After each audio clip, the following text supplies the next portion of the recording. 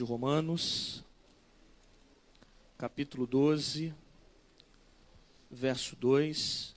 Não vos conformeis com este mundo, mas transformai-vos pela renovação do vosso entendimento ou da vossa mente, para que experimenteis qual seja a boa, agradável e perfeita vontade de Deus.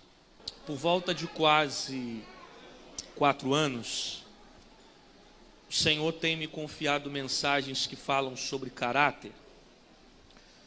E eu tenho dito que para ímpio eu prego salvação e para crente eu prego caráter. Cada vez mais a igreja tem se distanciado do propósito de Deus. O que era pecado há 20 anos atrás, hoje não é mais pecado. Não porque a Bíblia mudou, mas porque a mentalidade do homem se corrompeu, a ponto do homem deturpar os valores da Escritura Sagrada, fazendo com que a mesma se adaptasse às suas vontades, quando na verdade as suas vontades que deveriam estar adaptadas à palavra. E diante de uma geração promíscua, profana, corrupta, presa na iniquidade, apenas uma palavra me faz gritar enquanto eu ainda tiver fôlego, que é a palavra por nome de santidade. Porque sem santidade ninguém verá a Deus. Santidade é o mecanismo pelo qual me relaciono com Deus e através dela eu construo um elo de intimidade. Eu não me santifico para ser salvo, porque se eu disser que eu me santifico para ser salvo, eu vou estar anulando uma palavra chamada graça. E a Bíblia diz que a salvação é dom gratuito de Deus. Então não tem nada que eu faça que venha merecer a minha salvação. Eu não me santifico para ser salvo, mas por eu ser salvo, eu me santifico. Como é que eu vejo alguém que está caminhando com Jesus? É quando essa pessoa começa a caminhar em um processo de santificação. Primeiro passo, reconhecer Jesus como Senhor. Segundo passo, caminhar com Ele em santidade. Porque o mesmo disse, seja santo como eu sou santo. E o apóstolo Paulo está dando um conselho aqui aos romanos, para aqueles que querem experimentar a vontade boa, agradável e perfeita de Deus.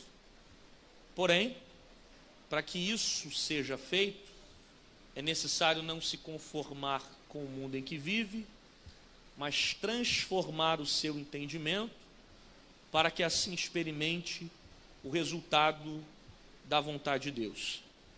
Eu só entendo a profundidade desse versículo quando eu compreendo a palavra-chave dele, que é a palavra mundo. Repita comigo, mundo. Paulo está dizendo, não vos conformeis com esse mundo aqui não é um mundo natural. Esse mundo aqui não é a criação de Deus. Esse mundo não é aquilo que Deus fez. Esse mundo aqui é o sistema babilônico inserido na natureza. É a corrupção do gênero humano. É a praticidade do pecado sem arrependimento. Tiago vai dizer que todo aquele que é amigo do mundo se constitui. Então não tem como ser amigo do mundo e amigo de Deus. A partir do momento que eu tenho amizade do mundo, eu tenho inimizade de Deus. Não tem como ter 2 relacionamentos. Na verdade, em nenhum momento a Bíblia deixa para nós essa expressão de sombra de variação. Pelo contrário, as coisas de Deus são retas. Elas são absolutas.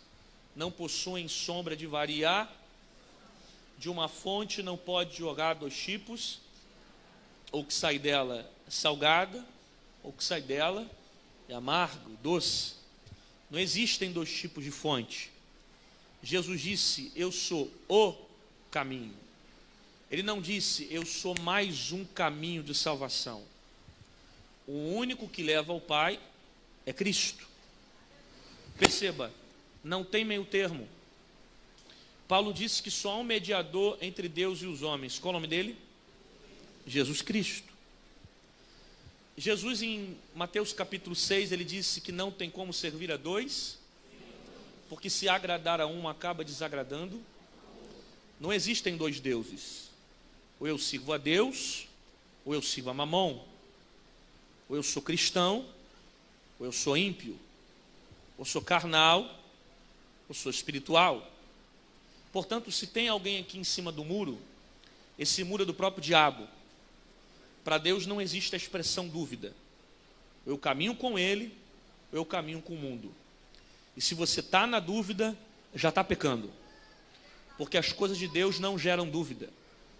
Até mesmo a fé, em Hebreus capítulo 11, traz para nós a definição que ela é o firme fundamento. Eu não vejo, mas eu tenho a consciência que ela está consolidada com a sua existência. Então esse mundo aqui é a iniquidade inserida dentro da natureza. Você sabe muito bem que há uma diferença de pecado para iniquidade. Alguém está me ouvindo aqui? Diga amém. A palavra pecado significa transgredir a lei. É o ato de quebrar um princípio. Etimologicamente, pecado vem de uma expressão chamada errar o alvo. Ou seja, eu tenho um alvo, eu tenho um foco, eu tenho um sentido, não conseguindo acertá-lo, eu acabo caindo, eu acabo errando, eu acabo falhando. Por isso que etimologicamente a palavra pecado significa errar o alvo.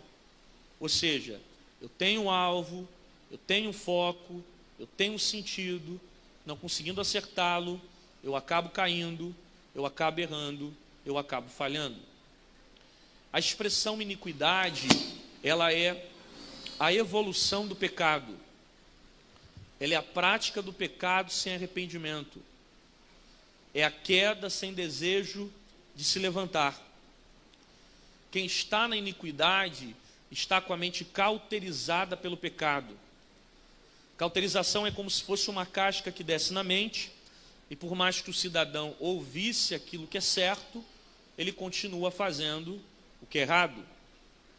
Ele troca aquilo que é certo pelo errado. Ele chama aquilo que é errado de certo. E o que é pior, quem está na iniquidade é capaz até mesmo de usar a Bíblia para defender o que é vontade da carne dele. Ele não quer mudança, ele não quer libertação, ele vive compulsivamente sendo levado e atraído pela sua própria cobiça. Portanto, o que vai lançar uma geração inteira no inferno não são literalmente seus pecados, mas sim a prática deles. Vou repetir isso aqui. O que vai lançar uma geração inteira no inferno não são literalmente seus pecados, mas sim a prática deles. Porque pecar, todos nós pecamos. Nós pecamos conscientemente e inconscientemente. E por mais que você não queira pecar, você acaba pecando, você acaba falhando, você acaba errando, você acaba caindo. Porque essa carne aqui, ó, teologicamente ela é descendente da geração adâmica. Significa que ela veio de Adão. A partir de Adão, todo ser humano carnalmente está declinado à queda. Essa carne aqui, ela é corruptível, ela é destrutível. Por isso que Paulo diz que quando Jesus voltar para buscar a igreja, aquilo que era corruptível vai ser revestido pela incorruptibili, aquilo que é mortal pela imortali, porque essa carne é corruptível, ela é destrutível, ela é fraca. E foi Jesus que falou isso para os seus discípulos dentro do Getsêmani. Jesus falou: vigiai e orai, porque o espírito está pronto, mas a carne é fraca. Ou seja, por mais que eu consiga alcançar um alto estágio da minha espiritualidade, a minha carne continua sendo fraca. A natureza dela é fraca. Apóstolo Paulo, que é para nós um exemplo na fé, ele dizia: o bem que eu quero fazer, eu não faço. O mal que eu não quero, é o que eu faço. Paulo está falando dos desejos carnais, que tentam constantemente levá-lo para longe de Deus. Martim Lutero dizia uma frase que chega a ser cômica. Ele dizia: eu pensava que o velho Adão, ele havia se afogado nas águas do batismo, mas depois descobri que o miserável sabia nadar. Isso chega a ser engraçado, mas por mais que você aceite a Jesus, passe pelas águas, a tua carne continua tentando te levar para longe de Deus. É uma luta das coisas carnais contra as coisas espirituais. Por isso, quando você aceitou Jesus, o teu espírito se converteu, mas a sua carne não. Não, vou repetir isso aqui. Quando você aceitou Jesus, o teu espírito se converteu, mas a sua carne não. A carne não aceita Jesus. A carne não confessa pecados. A primeira conversão que nasce é no espírito. O que a Bíblia recomenda eu fazer com a carne é matar ela. Ou eu mato a carne, ou ela me mata. Ou eu venço a carne, ou ela me vence. Ou eu domino a carne, ou sou dominado por ela. Por isso, não tem que ter papo com carne. Não tem que ter conversa com carne. Não tem que ficar de mensagem no WhatsApp com carne. Não tem que ficar de bate-papo em Facebook com carne. A carne não respeita teu tempo de crente. A carne não respeita teu título de pastor. A carne não respeita as línguas estranhas que você fala, bala, rauch. A carne não respeita teu tempo de evangelho. O mole que você dá para ela, ela destrói tudo que você construiu diante de Deus. É por isso que eu gosto de José. Porque José era alguém que conhecia a sua natureza. Ele está diante da mulher de Potifar. E segundo a Bíblia, a mesma cantava ele pelos bastidores. Ele poderia cair com ela, que ninguém ficaria sabendo. Você sabe que é nessa hora que a gente revela o nosso caráter? Porque caráter não se revela na frente, caráter se revela por... Ele está diante da mulher de Potifar. Ele pode cair com ela. Tem ninguém vendo. E o que ele faz? Foge. Porque ele sabe que se ele ficar, ele vai cair. E qual o problema dessa geração? É que está batendo papo com a mulher de Potifar. Está deitando a cabeça no colo de Dalila. Está conversando com serpente no jardim. E cai. Cai porque não reconhece seus limites. Cai porque não reconhece suas fraquezas. Cai porque não reconhece suas limitações. Irmão, você precisa entender isso aqui.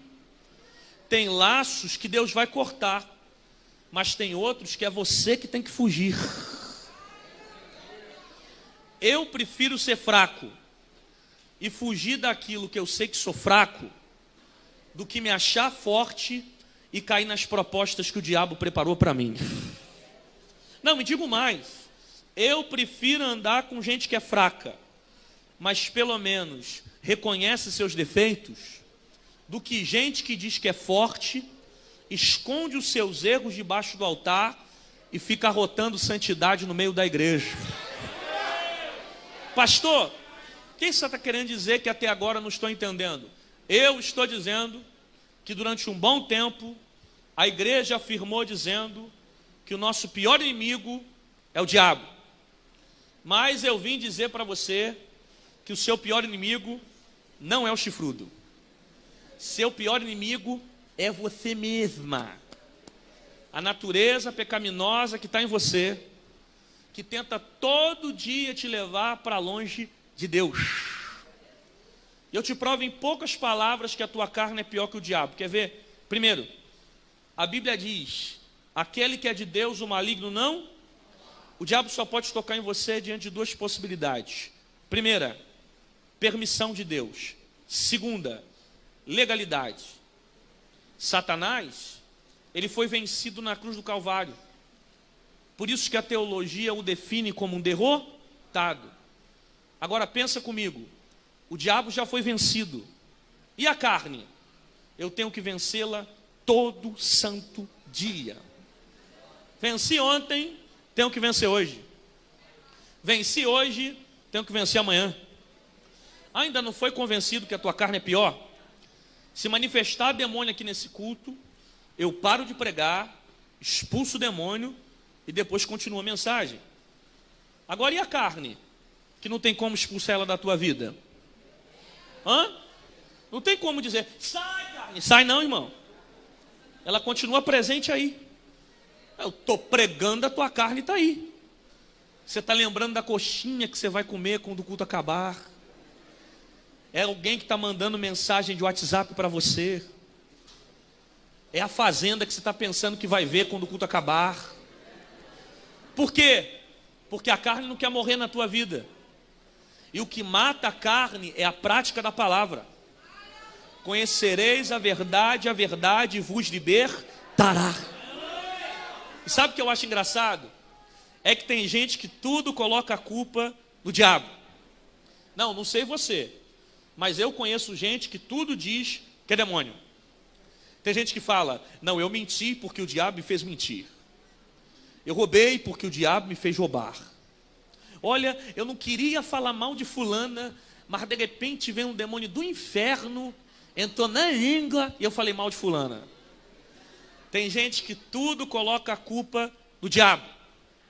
Olha, eu não queria cair com aquela garota, os pais dela não estavam em casa, estava tudo escurinho, eu não tive vontade nenhuma, vem um demônio do inferno e eu caio com a menina. Tem gente que tudo coloca a culpa no diabo. Pergunte para mim, por quê? Ninguém quer saber. 1, 2, 3, vai. Realmente, ninguém quer saber. 1, 2, 3, vai. Porque demônio se expulsa, mas caráter se trata. Não, você não ouviu isso não, vou repetir isso aqui. Demônio se expulsa, mas caráter se trata. Então é mais fácil colocar a culpa no capiroto do que reconhecer que tem que mudar o teu caráter, né? Então é mais fácil colocar a culpa no chifrudo do que reconhecer que tem que mudar o teu comportamento. Então é mais fácil vir para a igreja falar meia dúzia de língua estranha do que você aprender a segurar a tua língua dentro de casa. A propósito, que avivamento é esse? Que poder de Deus é esse? Que você cai na igreja, rola na igreja, chora na igreja, mas não consegue perdoar quem te faz mal lá fora, não consegue estender a mão para o necessitado lá fora, não consegue fazer bem para o próximo. Luiz Hermínio diz, avivamento não é cair na igreja, é aprender a ficar de pé fora dela. Ah, pastor, você está falando sobre uma santidade que não existe. Não, irmão, você que não conhece Bíblia, você precisa entender o que é santo. Santo não é aquele que deixa de pecar, santo é aquele que sempre se limpa. Eita, você não ouviu isso de novo não. Porque aquele que confessa e abandona a sua transgressão, esse alcança misericórdia, porque Deus não quer ouvir desculpa, Deus quer ouvir confissão. Quer ver uma coisa? Quando Deus perguntou assim, Adão, onde tu estás? Deus sabia onde Adão estava, sim ou não? Sim. Não, vou perguntar de novo. Quando Deus falou, Adão, onde tu estás? Deus sabia onde Adão estava, sim ou não? Sim. Claro que sabia. Porém, Deus queria que Adão confessasse. O que ele faz? Ele aponta a mulher. Ele diz, a mulher que tu me destes. Ele joga a culpa para Eva. Eva joga a culpa na cobra. Um joga a culpa para o outro. E ninguém reconhece os seus erros. Essa natureza adâmica, ela está dentro de nós. Nós apontamos os erros dos outros porque perdemos a capacidade de reconhecer os próprios defeitos. Um filósofo por nome de Philippe Pondé, Ele disse que o ser humano tem um costume de esconder os seus erros no defeito dos outros. Então eu aponto o erro do outro para tentar justificar aquilo que eu faço. Só que para Deus não existe pecadinho nem pecadão, tudo é pecado. Não, porque eu não consigo ir para a igreja, porque ali dentro só tem gente que não presta, só tem hipócrita dentro da igreja. Não é assim que o ímpio fala? O que eu vou fazer dentro da igreja? Está lotado de hipócrita. Não, realmente, eles estão certos. Aqui dentro está lotado de hipócrita. Mas vem cá, meu filho, chega aí, senta, ouve a palavra. Sempre cabe mais um hipócrita aqui dentro, sempre cabe mais um que precisa ser liberto. Não, mas eu não consigo ir para a igreja, porque ali dentro ninguém presta, só tem gente que não presta. Não, meu filho, mas aqui dentro é lugar de gente que não presta mesmo. A pior espécie da sociedade está na igreja. Aqui dentro tem ex-bandido, aqui dentro tem ex-viciado, aqui dentro tem ex-homossexual, aqui dentro tem ex-fofoqueiro, alguns estão no processo. Aqui dentro tem ex-ladrão, aqui dentro tem ex-mentiroso. Só que tem uma coisa, pode entrar podre de pecado, mas sai liberto pelo poder da palavra. Não, mas eu não consigo ir para a igreja, porque é muito tititi, é muita fofoquinha, é muito pipipi. Irmã, sabe qual é a tua diferença para o fofoqueiro? É só uma. A diferença para o fofoqueiro é que o pecado de fofoca é um pecado que fica em evidência, é um pecado que fica em exposição. Ou seja, todo mundo olha para fulano e sabe que o pecado de fulano é de fofoca. A sua diferença para o fofoqueiro é só uma. O fofoqueiro peca na frente e você peca por trás. E se disser que não peca, está pecando agora, é mentiroso. Porque a Bíblia diz que todo homem nasceu no pecado. Se não fosse o sangue de Cristo, tu não teria condições de estar na presença. Pastor, então qual é o meu pecado? Hipocrisia. Porque não reconhece seus erros, não reconhece suas falhas, perde tempo apontando o erro na liderança, porque perdeu a capacidade de enxergar os seus próprios pecados. Por que eu te provo agora que tu é hipócrita? Você está ouvindo aqui essa mensagem e está pensando, meu Deus, cadê Deltrana? Essa mensagem era para ela, fulana era para estar aqui hoje. E eu não vim pregar para quem está em casa vendo Netflix. Eu vim pregar para quem quer ser liberto pelo poder da palavra. Se tem uma pessoa que precisa de Deus, sou eu. Se tem uma pessoa que precisa de libertação, a primeira, sou eu. Se tem uma pessoa que depende da graça, sou eu. Por quê? Porque eu não tenho que ler a Bíblia para apontar seus erros. Eu tenho que ler a Bíblia para consertar os meus defeitos. Por isso que a Bíblia diz, examinai a si, não é o outro, é a mim mesmo. Por isso que pior para Deus não é você pecar. Pior para Deus não é você cair. Pior para Deus é você pecar e não se arrepender. É você cair e não se levantar. É se esconder por trás de uma capa de religiosidade e achar que santidade é eterna e gravada. Nunca que santidade tem a ver com aparência. Se santidade fosse isso aqui, nós não veríamos pessoas que têm a saia no pé, mas têm a língua no joelho. Porque nem todo mundo que santifica por fora, santifica por dentro. Mas todo mundo que muda por dentro, muda por fora. Dizer para mim que está santificando aqui dentro e não mudou nada do lado de fora, você não está vivendo santidade. Ih, irmão, você precisa entender o que é santidade. Santidade está além de um conjunto de regras. Isso pode, isso não pode.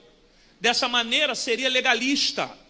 Pelo contrário, tem coisas que inclusive eu posso, mas eu não faço, para não fazer outras pessoas pecarem. Coisas que o Espírito Santo me cobra individualmente. Porque teu pastor não viu o que você está fazendo. Porque teu líder não viu o que você está fazendo. Aí como teu pastor não pegou o teu pecado, você vai vivendo uma vida de aparência.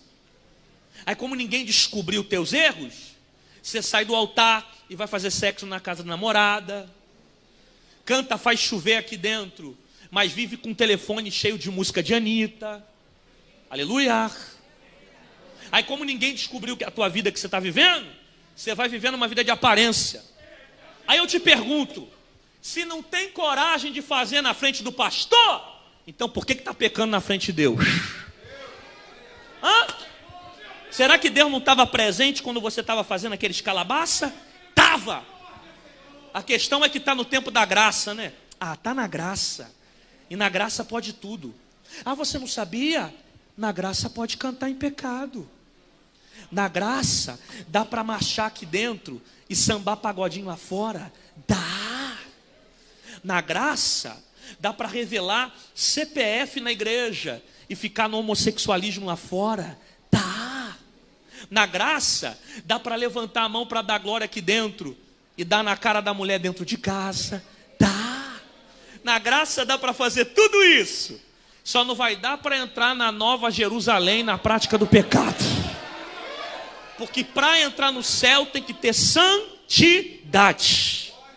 E vou dizer mais. Na minha opinião, a graça é pior que a lei. Que isso, pastor? É só usar a cabeça. A lei só era pecado quando tinha a consumação dos atos. Ou seja, se não tivesse atitude, não era pecado. E na graça, Jesus disse que se eu cobiçar a mulher do próximo, eu já estou pecando. Pensa bem qual é pior. A lei condena atitudes. A graça condena pensamento. A diferença é só uma. É que a lei matava no ato. Pecou, morte de pedrada. E a graça? A graça não mata agora. A graça mata depois. Ela te dá uma sensação que não vai acontecer nada, né? Aí você vai vivendo esse evangelho miserável. Essa vida de aparência. Mas está morto dentro da igreja. Porque a Bíblia diz que o salário do pecado é a... ninguém falou, o salário do pecado é a... 5 falaram, o salário do pecado é a... A primeira morte que gera morte espiritual. A segunda morte que gera morte física. A terceira morte que gera morte eterna. É por isso que você está perdendo vontade de orar. É por isso que você está perdendo vontade de ler Bíblia. É por isso que na hora que você lê Bíblia, eu não sou o que faço, um desânimo. Porque o pecado está engessando a tua vida espiritual. Mas está dando certo. A agenda está bombando. Está viajando para cima e para baixo. Está ganhando mais de 10 mil por mês. 4 carros na garagem. E está achando que uma vida de sucesso significa uma vida aprovada por Deus. Você está enganado, meu filho. Você pode ganhar muito dinheiro nessa terra e ir para o inferno. Até porque nem tudo que Deus usa, Deus aprova.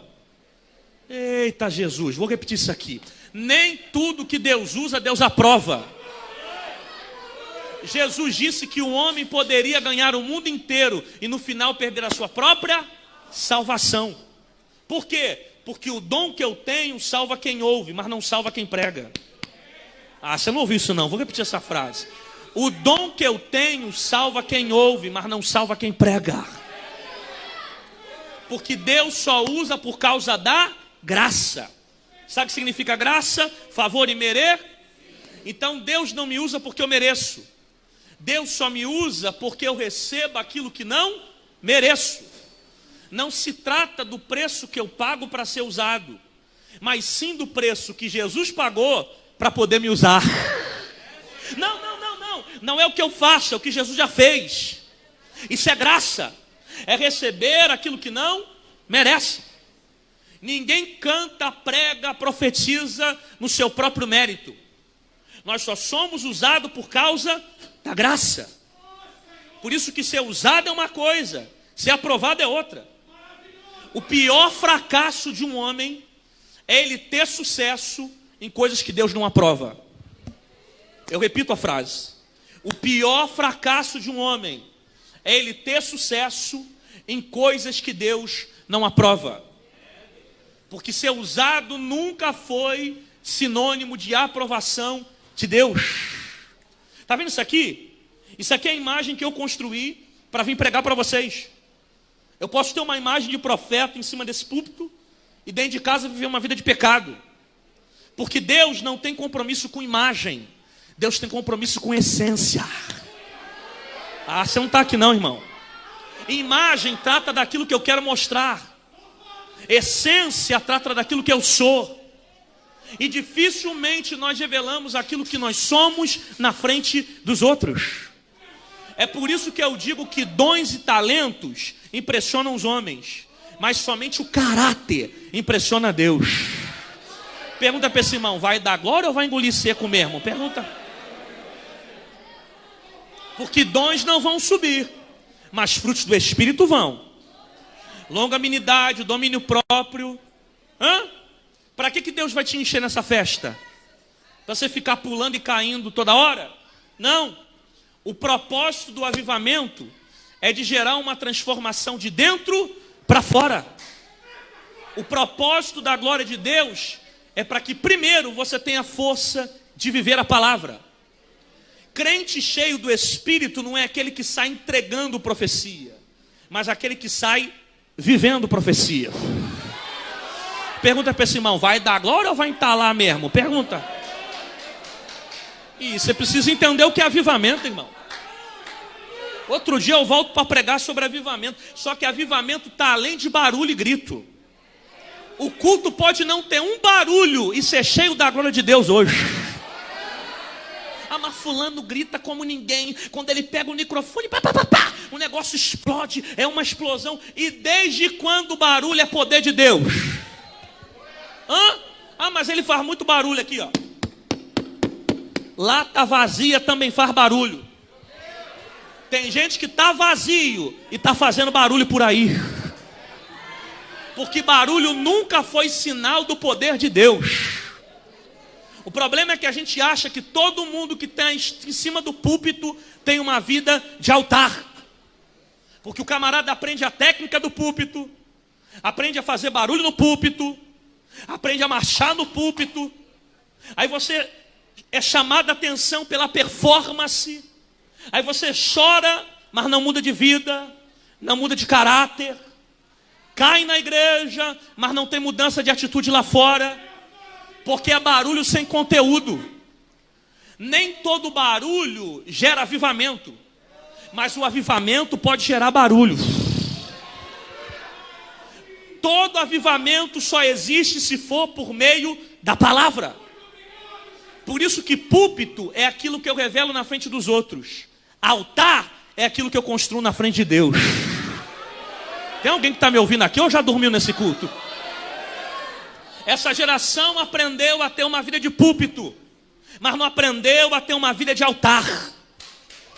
A pandemia serviu para revelar muita coisa.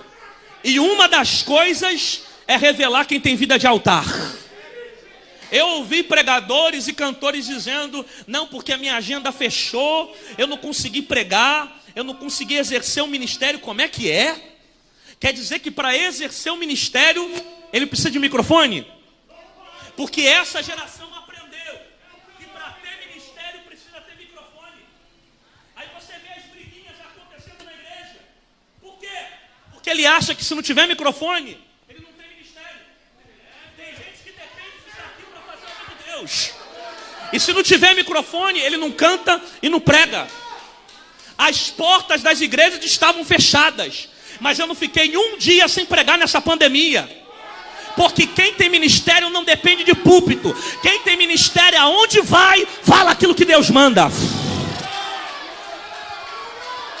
Ah, mas meu pastor não me dá oportunidade para cantar. Ah, porque eu não tive oportunidade para ler um versículo na igreja. Estão tentando me abafar. Te abafar? E quem te levantou? Foi homem ou foi Deus? Quem te viu lutando com urso e com leão? Foi homem ou foi Deus? Quem te viu no campo quando ninguém estava presente? Foi homem ou foi Deus? Ah, mas ninguém me dá oportunidade para cantar. Vai cantar no trem, vai cantar em casa, vai cantar na rua, vai cantar na faculdade. Quem tem ministério não precisa de microfone para adorar. Ele faz o ambiente, o lugar da adoração. Pergunta para esse irmão, vai dar glória ou vai esperar o microfone? Pergunta.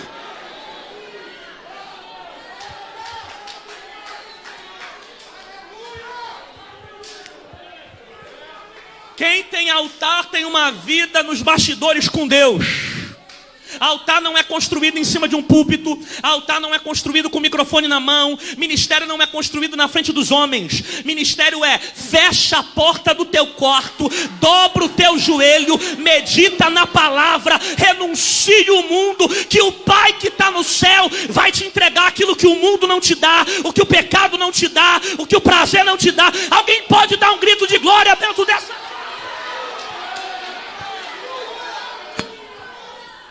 Eu estava orando no início do ano e Deus disse para mim assim: Rodrigo, eu vou afiar a espada que vai sair da tua boca. E tem púlpitos que você vai uma vez e nunca mais vai voltar. Só que Deus disse para mim: perca púlpitos, mas não perca uma vida de altar. Quem tem altar não está preocupado com a opinião dos outros. Quem tem altar não está preocupado com a agenda cheia. Quem tem altar não está preocupado com reputação. Porque antes de agradar a homens, eu vim aqui agradar a Deus. É por isso que você está murmurando. Porque você acha que a aprovação de Deus é sucesso. Aí como você está num deserto terrível, você está falando: meu Deus, eu estou no deserto, sou fiel, sou crente, e fulano é ímpio, cheio de cão, está indo para Disney todo ano, e eu que estou firme aqui, estou no vale. Sabe por que você reclamou? Porque você não conhece Bíblia. Eu te provo na Bíblia que deserto não é sinal de reprovação de Deus. Mateus capítulo 4, o Espírito de Deus vai levar Jesus para dentro do deserto. Aí o diabo vai levar Jesus lá para cima do pináculo. E eu pergunto para você: quem é que levou Jesus para o deserto? O Espírito de Deus. Quem é que levou Jesus lá para cima do pináculo? O diabo. Vou perguntar de novo: quem é que levou Jesus para o deserto? O Espírito de Deus. Quem é que levou Jesus lá para cima do pináculo? O diabo. Não, agora chega de ensaio. Quem é que levou Jesus para o deserto? O Espírito de Deus. Quem é que levou Jesus lá para cima do pináculo? Agora, para acordar esse irmão que dormiu: quem é que levou Jesus para o deserto? Quem é que levou Jesus lá para cima do pináculo? Então tem gente que está lá em cima, mas é diabo que está levando. E tem gente que está no deserto, mas foi o Espírito que colocou lá. Não vos conformeis. Grita comigo, diga: conformar. Tá lindo, mas agora que repita. 1, 2, 3, vai. Conformar. Pelo amor de Deus, olha para cá.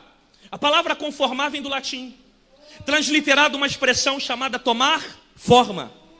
Olha que interessante, Paulo está dizendo: não tome a forma do mundo. Em outras palavras, não faça o que o mundo faz, não vive o que o mundo vive, não faça o que o mundo está fazendo. Por que a gente tem facilidade de viver o que o mundo ensina, mas não tem facilidade de viver o que a palavra está mandando? Spurgeon dizia: a igreja tem pouca influência no mundo, porque o mundo tem muita influência na igreja. Aleluia. John Wesley dizia: se essa geração tolera, a próxima abraça. Eita Jesus. A igreja não pode fazer o que o mundo faz. A igreja não pode viver o que o mundo vive. A igreja precisa ser diferente. Não há motivos para o mundo vir à igreja, se aqui dentro tiver a mesma coisa que lá fora. A igreja precisa ser exemplo. É por isso que você está tentando pregar para o teu primo que não é crente e não consegue. Porque toda vez que tu prega para ele, ele olha para você e diz: você, querendo pregar para mim, tu tá pior que eu, rapaz. Porque se você não é exemplo, e não é autoridade. Se você não é exemplo, você não é autoridade. Pergunte para mim, por quê? Ninguém quer saber. Pergunte por quê? Porque antes do ímpio ouvir o que você prega, ele observa a forma como você vive. Se aquilo que eu prego não condiz com aquilo que eu vivo, eu não tenho autoridade. Você quer um conselho? Eu acho ótimo você vir para a igreja buscar libertação para a tua família. Faça isso. Mas antes de procurar libertação para os outros, procura ser liberto primeiro aqui dentro da igreja. Porque você só consegue transmitir para o outro aquilo que você tem. E se Cristo não tiver em você, você não tem autoridade. pastor, você está dizendo então que eu não posso conviver com o ímpio? Não, não é nada disso, irmão. Você vai trabalhar em ambientes onde as pessoas professam uma fé diferente da sua, onde as pessoas não são evangélicas, até porque Jesus não morreu para te tirar do mundo. Jesus morreu para tirar um mundo de dentro de você. Você perdeu a frase, vou repetir ela não. John Wesley dizia o seguinte: a conversão tira o cristão do mundo, mas a santificação, ela tira o mundo da vida do cristão. Perdeu de novo, não vou repetir não. Spurgeon dizia o seguinte: santidade não é você se isolar do mundo, mas é você viver no meio da lama e não sujar suas vestes. Nós convivemos no mundo batendo na vossa mente. No 3 você grita mente. 1, 2, 3, vai. Não. 1, 2, 3, vai. Paulo está dizendo que você tem que transformar a sua. Para transformar a sua mente, você tem que estar na palavra. Eu só consigo mudar o mundo se primeiro eu transformar a minha mente pela palavra. Quem não muda a mente pela palavra, quem não consegue mudar a mente pela palavra, não muda as circunstâncias, nem as coisas que estão ao seu redor. Mateus capítulo 4, o diabo cheio de Jesus, e fala: tu não é filho de Deus, o que tu pensa para ele? A gente vai dizer: nem só de pão viverá o homem, mas de toda pá que sai da boca de. Então Jesus venceu o diabo através da pá. Eu vou vencer o pecado através da pá. Eu vou vencer essa carne aqui através da pá. Eu vou vencer a minha natureza através da pá. Romanos 10, 17, a fé vem pelo. Só que ouvir vem pela. Tem alguém que está ouvindo essa palavra aqui? Então a tua fé está sendo edificada, porque a fé vem pelo. Mas não é ficar ouvindo a Anitta, é ouvir a pá. Se a fé vem pelo ouvir e o ouvir pela palavra, a ausência da palavra, ela me traz também a ausência de fé. Quem concorda comigo isso aqui? Ah, ninguém concorda? Aí você entra na igreja e fala: pastor, não sei por que eu estou tão desanimada, não consigo mais orar. Dá um sono na hora que eu leio a Bíblia, dá um sono, um cansaço. Eu não sei, eu consigo ficar 2 horas na internet, mas não fico nem 1 hora ouvindo Bíblia. O que está acontecendo? Eu te explico agora. É que a tua vida tem tudo, menos palavra. As amizades que você tem, sem palavra. As músicas que tu ouve, Pablo Vittar, peca, ainda peca mal, sem palavra. Os filmes que tu vê, sem palavra. As peças que tu assiste, sem palavra. Como é que a tua fé vai ser edificada, rapaz? Se a fé vem pelo? Esse ouvir é uma expressão grega.